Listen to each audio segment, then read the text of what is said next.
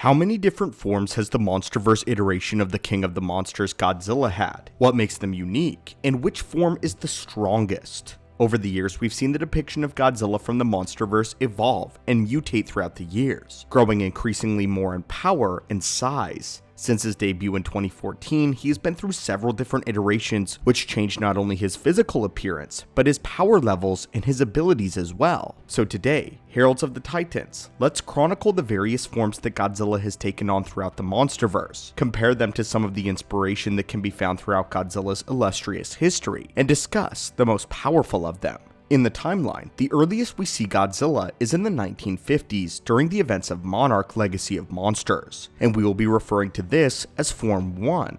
While we know he and the other Gojira roamed the Earth eons before this, the only direct visual evidence that we have are cave drawings, carvings, and the carcass of Dagon, a fellow Gojira who died centuries before we see Godzilla in the flesh. When Godzilla began in 2014, director Gareth Edwards wanted to stress the realism and believability of such a creature existing in our world. He wanted Godzilla to be in the same vein of a megalodon shark or a large dinosaur, something that could have feasibly roamed the Earth all those years ago as a result of the Earth's natural evolutionary path. For a while, we don't see any energy-based powers from Godzilla, and he is more or less just an animal. His original form's height is listed as 355 feet tall, and his weight is estimated to be in the neighborhood of 90,000 tons. But in the sequels, we find that he has had a growth spurt, and at the end of 2014, when he does use his atomic breath, it's foggy and not very dense. His dorsal plates faintly glow, and it's more akin to Godzilla breathing fire than using a laser, showing that he hasn't quite honed this ability yet. Interestingly enough, this is the same depiction that we see in the cave drawings with the Zos Lahawa, which we've talked about several times before.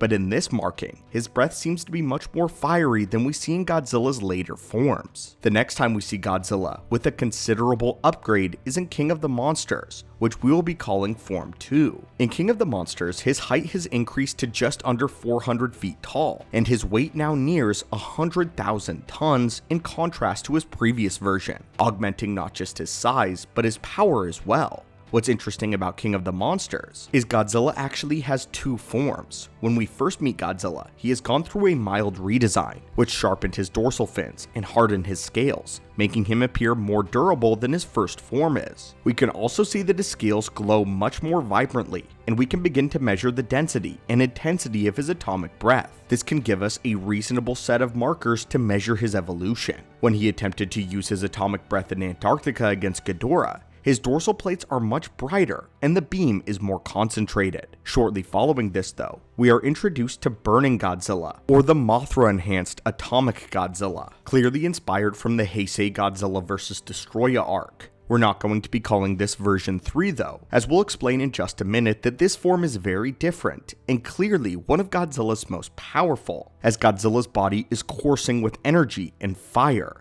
In the scene where he confronts Ghidorah, he is able to melt cranes simply by walking past them, and assuming that these cranes are made of high strength, low alloy steel, which is standard for these types of cranes, then their melting point would be in the neighborhood of 1600 degrees Fahrenheit or 700 degrees Celsius. What's important to note is that he doesn't even touch them, and that they melt instantly, implying that his very aura is much hotter than this, and would immediately kill most organisms with him simply walking too close to them. This is also the first form where we see him emitting a blast of energy, not his atomic breath. A blast which immediately burns away Ghidorah's wings, and later 2 of his heads. And this is a power that we will see again in his later forms. Ghidorah's lightning does nothing to this form of Godzilla, and the quickness in which he kills Ghidorah is absolutely terrifying. Following this, we see him revert back to the form that we see earlier in King of the Monsters after Serizawa's sacrifice, indicating that the burning form is a temporary power and not a full evolution. This is why we are hesitant to call this Form 3 since it is not permanent, but we'll leave the final decision up to you as to whether or not this is a clear competitor with the final form of Godzilla and the wielder of Tiamat's solar radiation. When we see Godzilla in Godzilla Dominion, he closely resembles the Form 2 iteration,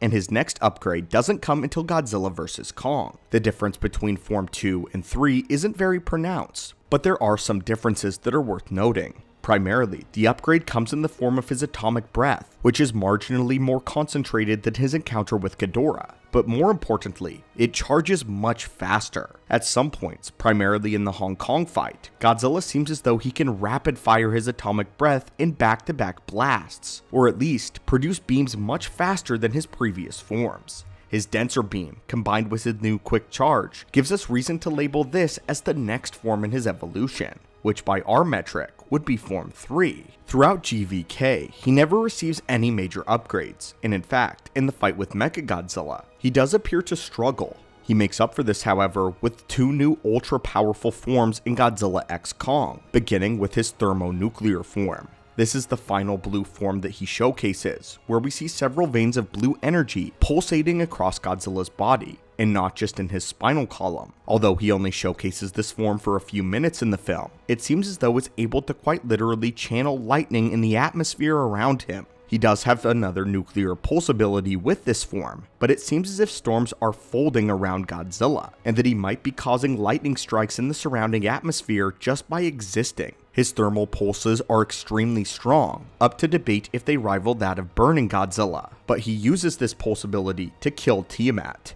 Recently, we did a full video breakdown of Tiamat that dives a bit more into her powers and her history, but we'll be sure to highlight this here.